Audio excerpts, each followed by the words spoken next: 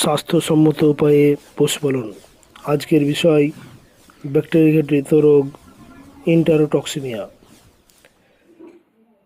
Clostridium পারফিনজেন্স নামক ব্যাকটেরিয়ার দ্বারা গরু, মহিষ, ছাগল, ভেড়া প্রভৃতি প্রাণীর এই রোগ হয়।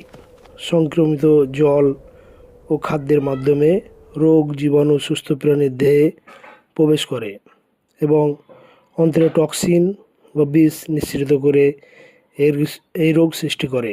বিভিন্ন প্রাণী এই রোগে আক্রান্ত হলেও ভেড়া ও ছাগলের ক্ষেত্রে এই রোগ প্রকোপ খুব বেশি।